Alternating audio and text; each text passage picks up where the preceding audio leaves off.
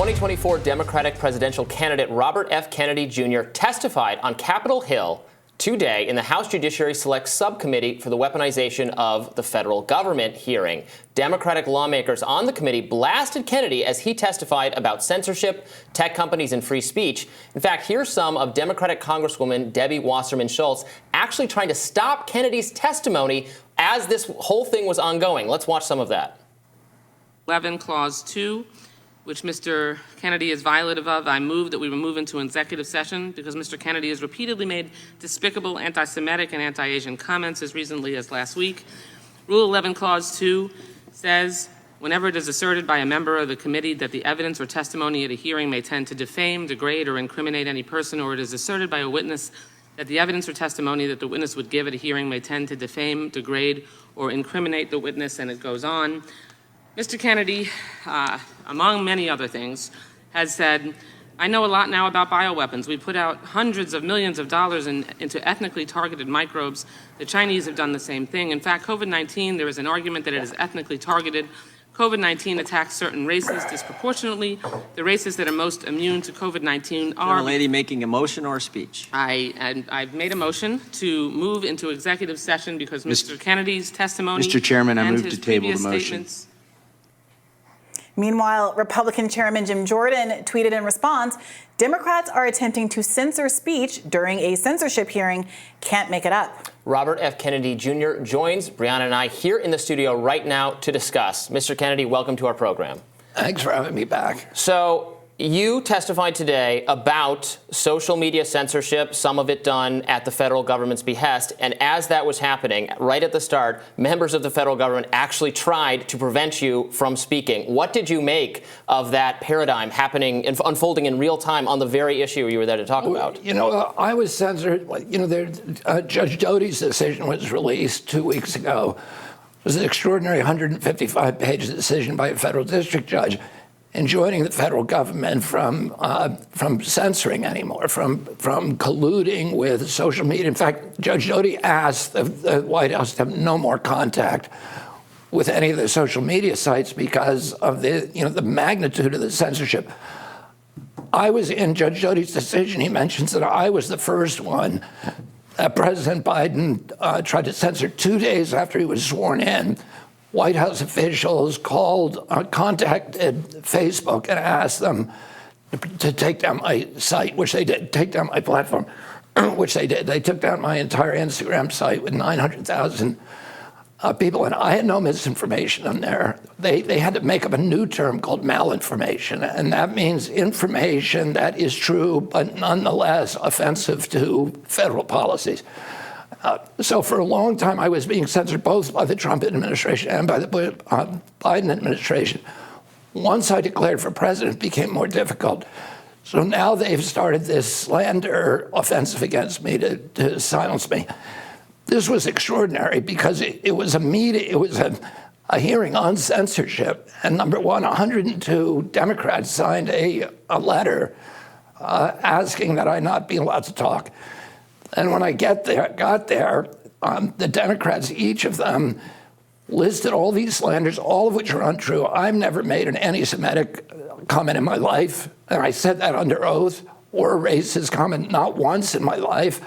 I have a better position on Israel than anybody on that committee and anybody in that chamber. I'm the only one who's asked that President Biden revoke the $2 billion that he's sending to Iran. Oh, but they listed all these libels, and then they would not allow me to reply. So they literally made every effort possible to make sure that I couldn't talk.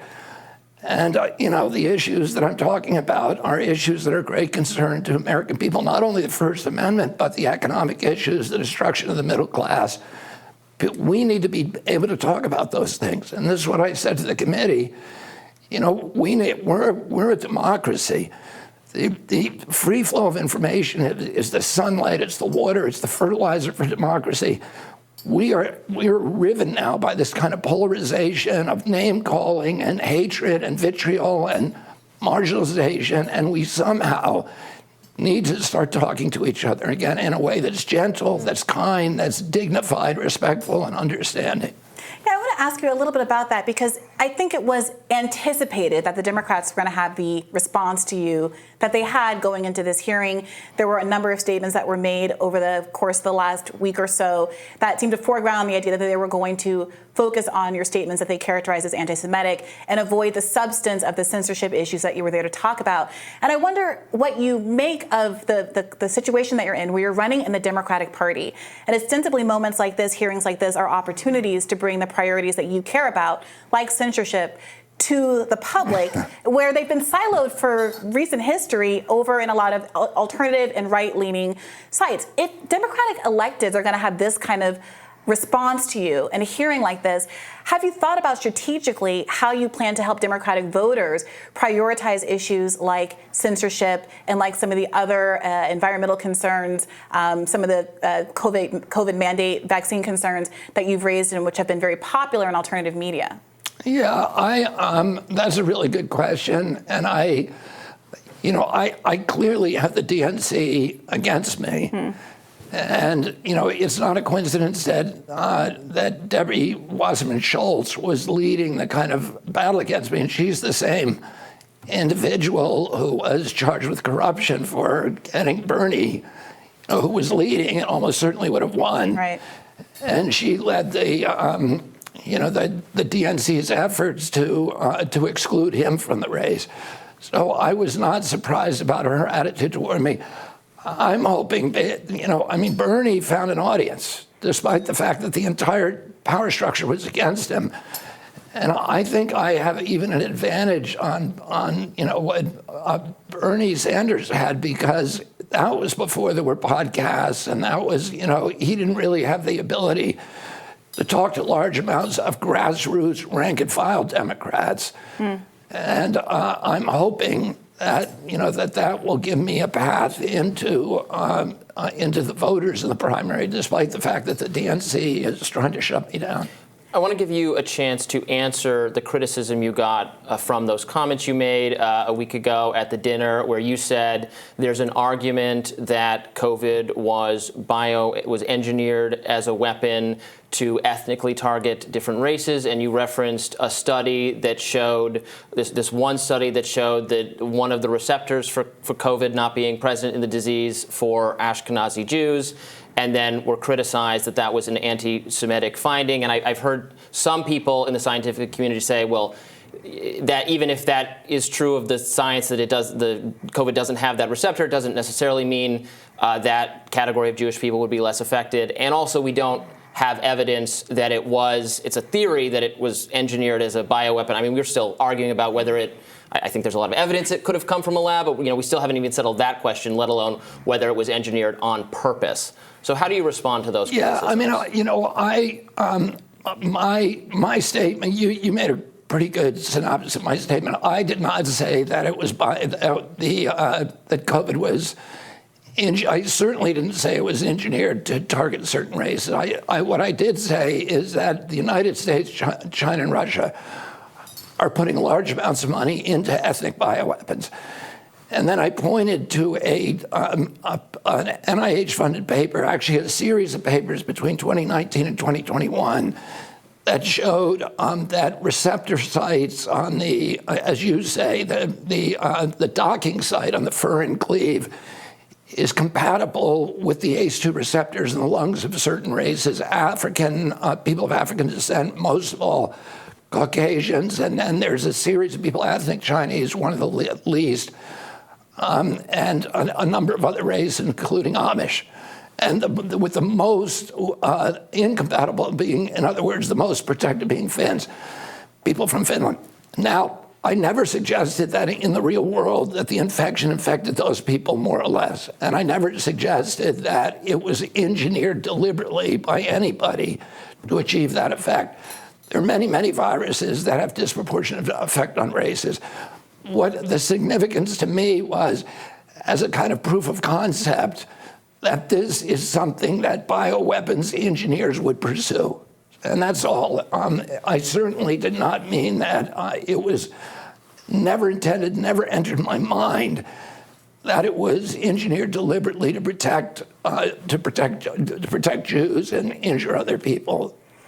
Yeah, there's something about one of the statements that Stacey Plaskett, a representative from the Virgin Islands, made at the hearing today, where she was speaking critically of the idea of talking about COVID disproportionately affecting Black people in particular, when many of us remember earlier in the pandemic, a lot of sensitive conversations around the fact that instances like the Tuskegee experiment and other bad interactions between the Black community in the United States and the medical institutions that we have created, I think, legitimate skepticism among Black people who were considering whether or not to get vaccinated. So at an earlier time in the pandemic, it seemed like the progressive, dare I say, woke thing to talk about, which is how to encourage Black people, despite this legitimate concern they have, to go ahead and get vaccinated. And at today's hearing, it seemed like that was flipped on its head somewhat, whereas talking about the fact of there being any disproportionate consequences or outcomes in various populations was evidence of a kind of racism. I mean, what do you make of how your statements have been characterized, arguably mischaracterized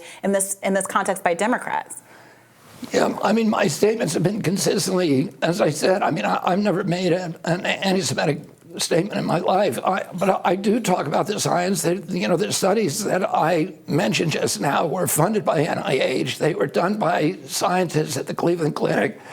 They were published, and one of them was published in a really high-impact, high-gravitas journal. I think it's UBC Medical, which is the top 10 journals in the country. So I was just talking about the science. I wasn't trying to put interpretations on it. The interesting thing is that Blacks did die disproportionately during COVID. But I doubt if it was because of the virulence of anything to do with the virus. I think it was more the disparities in medical care in Black neighborhoods, and also the levels of chronic disease in American Blacks. For example, Blacks were dying in our country at a rate of 3,000 people per million population. In Haiti, which is a poor country, we were told the poor countries were going to be devastated. They had a 1%, about 1.3% vaccination rate, so almost nobody was vaccinated. And they were dying at a rate of 14 people per million population, so 1/200th of our death rate. The same in Nigeria. The average in Africa was about 320 per million population. That's 1/10 of what we had here. So it's unclear. These are all things that need to be studied. But I never believed that it was because I think it's unlikely that it's because the virus is more virulent towards Africans. Could those discrepancies, those differences in the lethality of COVID be attributed to different yes. ages of the population? Yes. I don't know exactly, but the yes. average age in Haiti is probably younger than here and things like that. Yeah, yes, there are many other covariables. And it's interesting. I mean, these are things that should be studied. So I don't think you can make any conclusion from them. But for example, Japan, which has the oldest population in the world, had a death rate about 1/10 the United States. So, these are things. NIH is a $42 billion annual budget. We ought to be looking at that and saying, why are some people surviving? Is it because they took ivermectin and hydroxychloroquine in this country? What are the protocols? What are the other differences, so that the next time we have a disease like this, that we actually have some knowledge about it. But those kind of the real questions that you'd want answered are not studied, and that is frustrating. Do you think there's, they talk about hydroxychloroquine and ivermectin. I've looked at a lot of the studies. It seems pretty mixed to me. I haven't seen a lot of compelling evidence that they did a lot of good. I've seen one argument that ivermectin, which can help you if you have a parasitic infection. Well, if you study the countries where that's more prevalent, where they did a lot of the ivermectin studies, there was a good outcome, but it wasn't because it was fighting. It was making it easier for you to recover from COVID if you also had a parasitic infection at the same time. So I wonder if there's a skew on the slight positive that have you heard this argument before? It wouldn't help you in the U.S. because there's not widespread parasitic infections. Yeah, I mean, I've looked very carefully at the studies. There's now, in fact, I just did an article this week. There are now 100 studies that show that ivermectin had profound benefits, generally speaking, a 70 to 85% reduction in hospitalizations and deaths. It was really a miracle drug, particularly in the later pandemic. But I'm saying if that was all in like Bangladesh or South America, it could be because it was all over the killing world. off parasites. It was all over the world. The countries where they use it for parasites, Nigeria, which has the highest river blindness burden in the world, did have the lowest COVID death rate in the world. They use both. They also have the biggest malaria burden, so virtually the entire population is on hydroxychloroquine, and a large part of the population is on ivermectin for river blindness. So, and they had almost no vaccination. They had, I think, something like 1.3% vaccination. So they did very well. But there are states in India, sort of side-by-side states, like Kerala and Uttar Pradesh, where Kerala used our protocol and had the same comparable death rates, and Uttar Pradesh used ivermectin, hydroxychloroquine, and ended the pandemic overnight. But there's also, if you go in the literature, and there's a doctor called Meryl Nass who has assembled a lot of these, so that you can go on her website and see them, or Harvey Risch, who's the Yale epidemiologist, has also assembled them. There's 400 studies that show benefits from hydroxychloroquine, over almost 100 studies, I think 99, that show extreme benefits, like devastating benefits of ivermectin. And there's a handful of studies that are government-produced, WHO-produced, financed by Bill Gates, that say that there was no benefit, but those studies have a lot of problems. Well, Mr. Kennedy, I want to change gears a little bit and go back to something you said earlier, I think, in response to our first question, which is that you bristled at the accusations of anti-Semitism in part because you have the best record on Israel, or the best position on Israel, as compared to other people in the field or other people in the room or what have you. And I wanted to raise this concern, I think, that a lot of folks on the left who are interested in your campaign have, which is that what is considered broadly in American discourse and among the Democratic Party, frankly, among the two-party establishment, to be a good position on Israel is not the position that many people on the left take. So there was some frustration with respect to you walking back your support of Roger Waters, the kind of repeated choice to go to Rabbi Shmuley and more conservative members of the community when you are being criticized with these accusations of anti-Semitism. You've spoken about your, quote, unconditional support of Israel. And at a time when progressives were just kind of tacitly sanctioned in the House for saying, in agreement with the international community, that Israel is an apartheid state, when the Democratic House caucus is passing a resolution saying categorically it is not an apartheid state, against what Amnesty International and all these other groups have said, that it's not a racist state. Is that a kind of censorship as well that you're concerned about? Shouldn't elected Democrats, elected House members have the ability to criticize any nation state without it seeming like it's a violation that it needs to be responded to with this kind of a resolution, this kind of codified censorship? Yeah, I mean, I think people ought to be able to criticize Israel, and I don't think it's anti-Semitic to criticize Israel. Here's the distinction. If you're criticizing Israel and not applying the same standards to neighboring states or other states, in other words, if you're making a special category to criticize Israel that's unique to Israel and letting all the other states do the worse, much worse, that then evinces a bias. And let me tell you why I think the moral case for Israel, and which would take me hours to lay out. But Israel, if you want freedom, if you're, for example, a woman, you'd rather live in Israel than any of the neighboring countries. If you're gay, 2 weeks ago there was a gay pride parade in Israel, 150,000 people. At the same time, Iran was hanging gays from cherry pickers in the major cities. If you're a woman, if you want freedom of religion, you've got to be in Israel. There are Palestinians on the Israeli Supreme Court. Can you imagine there being a Jew on the Supreme Court of any other country in the Mideast? So what I'm saying is, and the conflicts between the historical conflicts between the Palestinian and the Israel and Israel are, if you look at the history of that, it has nothing to do with what happened in South Africa. This is an historical conflict that Israel has repeatedly made huge concessions to try to settle. The Palestinian leadership, I think, has let down the Palestinians time and time again. I refuse. The Palestinian Authority pays Palestinians to kill Jews at this point. So there's a lot that is disputed in there. But let me just start by saying Human Rights Watch, for instance, qualifies Israel as an apartheid state for the following reasons. It points to sweeping restrictions on the movement of Arabs, Palestinians in the region, widespread land confiscation, the imposition of harsh conditions which have led to thousands of Palestinians leaving their homes under conditions that amount to forcible transfer, the denial of residency rights to hundreds of thousands of Palestinians and their relatives, and the suppression of basic civil rights to millions of Palestinians. So I think that many people bristle at this characterization that, well, there's a double standard that people are applying to neighboring Arab nations in Israel. I think most of us would be happy and are happy to point to any number of human rights violations that happen in other countries around the world, including in the Middle East.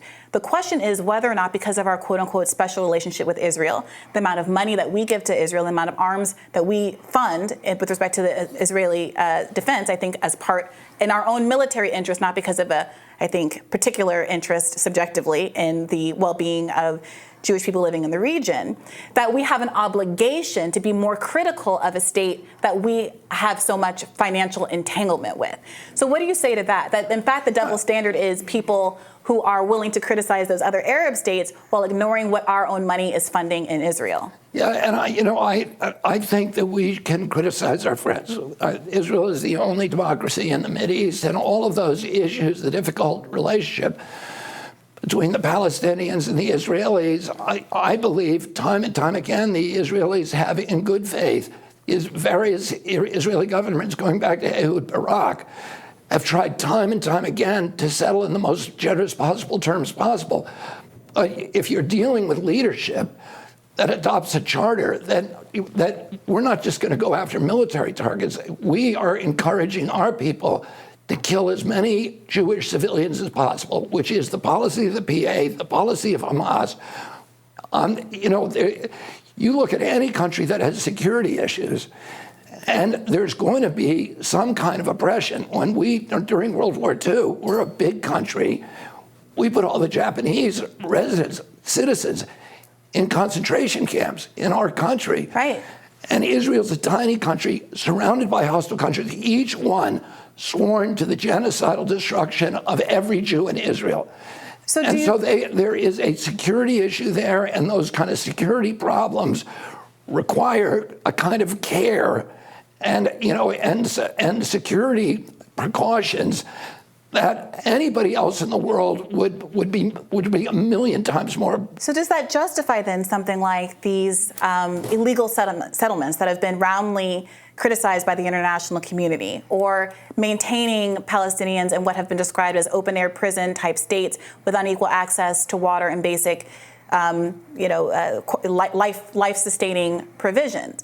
Would you condemn those settlements? Again, the Israelis again and again during the negotiations have offered to close those settlements and to obliterate them and to move their populations out.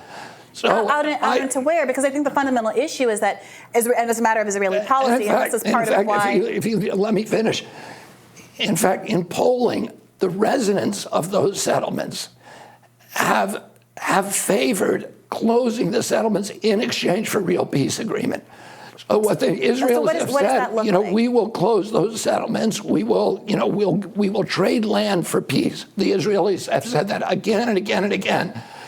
In every instance, the Palestinians have refused. So I think this is the fundamental issue, is that there's some substantive disputes over the timeline of who said no to which kind of agreements and who's at fault for the viability of the two-state solution being increasingly not viable, especially because of the increased expansion of the settlements and the fact that there isn't enough land left, basically, for them to really be an integrated Palestine at this point, which is why the left has moved from a position of a two-state solution to something that needs to be closer to a one-state solution. But the problem with the latter, and this is why Human Rights Watch and Amnesty International, et cetera, have described this as an apartheid state, is that the stated position of the Israeli government is that if we were to fully allow Arab Palestinians to have full citizenship and voting rights because of the population's reality of the states, they feel like they can no longer maintain a Jewish state. And a stated desire to do exactly that is definitionally, if you want to enforce laws that keep people at various statuses of citizenship within a country, that's how we get to the position where it's an apartheid state. So then how do you square a condemnation of some of those actions on the part of the Israeli government, which we send so much money to, with what you said before, which is that you have this, quote, unconditional support? How can you, and when we have this monetary relationship with Israel, also support unconditional support while having the ability to criticize the actions of a government? Well, by unconditional support, I don't mean that I'm going to co-sign every action by Netanyahu or Likud or whatever, or the settlements, or a particular settlement or a particular policy. I don't mean that. I mean that we have a special relationship with Israel. Israel is an outpost of democracy. And one of the ways to think about this is that after World War II, we developed the same special relationship with Turkey and with Greece because we believe that keeping those countries functional in that part of the world was an important barrier against the expansion of adversaries. Today, we have the Chinese and Russians moving into the Mideast in force. The one ally that we have that is really reliable is Israel, but not only that, Israel is an oasis of democracy. It's the only democracy in the Mideast. It's the only, and listen, even if you're a Palestinian, it's going to be better to be in Israel. If you want to criticize your government, you better do it in Israel than any of the surrounding governments. Before we let you go, I want to turn one more time to the hearing you participated in today. You spoke, it seemed off the cuff for your actual opening remarks, like you had something prepared, but then you addressed it when Representative Wasserman and Schultz talked. Yeah. Sure. You spoke about Americans being at a time of such bitter division. I mean, the hearing was evidence of that division. So much strife and disagreement, including on COVID matters, vaccines, mandates, everything. What is your pitch to a public that is wildly divided on even just the subject of vaccines? Whether they're a good idea, whether they should be required, for who, for what age range, what kind of effect they had on the pandemic. What is your pitch for some kind of vision where people can, make their own choices about it and let other people make different choices and have that be okay and us all live together in the same country? Yeah, I mean, on that issue particularly, I'm character. Part of the way of silencing me is by telling everybody that I'm anti-vaccine. I'm not anti-vaccine. I was fully vaccinated, not with COVID, but I was compliant with all my childhood vaccines. They tried to use that as a gotcha question today. They were like, "You're vaccinated. Yeah, your kids are people don't know, and you're like, I heard it admit it before. My kids were all fully vaccinated. My wife got 3 vaccines during COVID. Half my kids got vaccinated by COVID, and the other ones didn't. But and we get along as a family. My job is not to tell people whether to take a vaccine or not. That's up to the individual. My job is to make sure that we have the best science possible. And the problem with vaccines, in my view, the reason I've been a critic is because vaccines are the only medical product that do not have to undergo placebo-controlled testing prior to license by FDA, the only medical product or medical device. We have 72 vaccines that are now mandated for our children. And in many states, they're federally recommended, which means mandated in many states. And none of them have gone through a pre-licensing safety test with a placebo. And because of that, we do not know the risk profile of those products. And nobody can make a rational, common sense, prudent decision about the risk and benefits. So, and that's all I'm saying. I'm not saying, I don't want to ban vaccines. I don't want to tell people you can't get it, you can. I think we ought to have choice, number one, and we ought to have the best science possible. I've been intrigued by some of the kind of structural critiques you've made. For example, the existence of this National Vaccine Compensation Fund and the fact that there's this limited liability for these manufacturers. And that does seem to tacitly acknowledge that if they were able to be sued for all of the vaccine injuries, that potentially the pharmaceutical manufacturers wouldn't see it as financially viable to continue to manufacture vaccines despite them having these public health issues or benefits. So I wonder, you're saying, and you've been very clear that you're not anti-vaccine and that you have taken advantage of vaccine and your kids and family members have taken the vaccines because of their protective value. But as you critique things like the limited liability of pharmaceutical companies and the choice to set up the National Vaccine Injury Compensation Trust. Are you concerned that as president, if that trust fund, if that structure were to change, if we were to get rid of that and open up liability for pharmaceutical companies, that the consequence might be that we don't have access to life-saving, world-changing vaccines anymore? I don't think so. And I think that there are other ways to do that, but to make sure that the vaccines are safe.